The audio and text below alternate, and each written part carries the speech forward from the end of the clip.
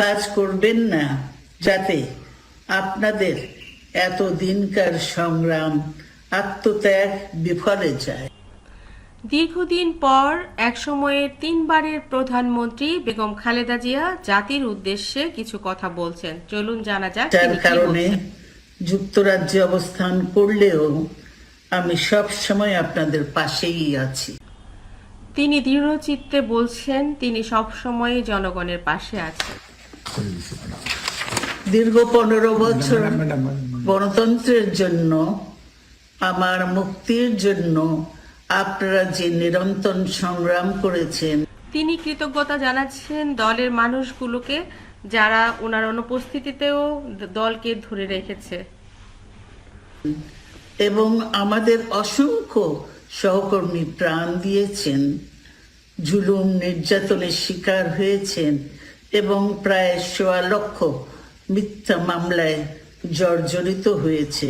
প্রায় 1.25 লক্ষ মানুষ জেল খাটছে, এটাও তার নজর এড়ায়নি, এটাও তিনি জানালেন।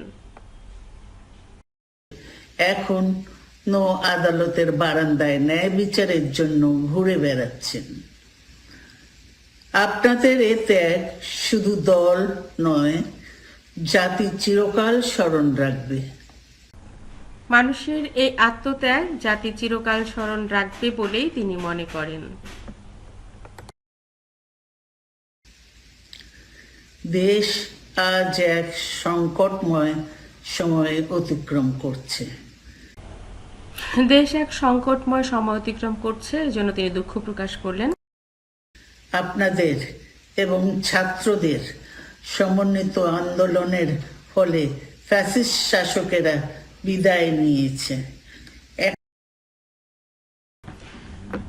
দেশকে আরো সুন্দরভাবে পরিচালনার জন্য তিনি সবার কাছে আহ্বান জানিয়েছেন এবং দোয়া করছেন। একটা অন্তর্বর্তীকালীন সরকার গঠিত হয়েছে।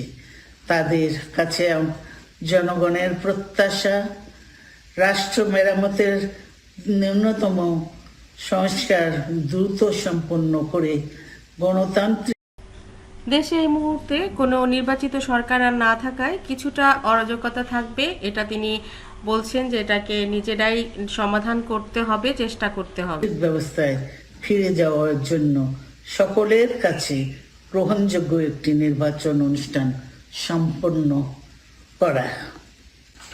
আমার অবর্তমানে দলের ভারপ্রাপ্ত চেয়ারম্যান সিনিয়র দেশকে ভালোবেসে যারা এতটা ত্যাগ করেছেন তাদেরকে উনি ধন্যবাদ জানাচ্ছেন। আমি আপনাদের ধন্যবাদ জানাচ্ছি। আমি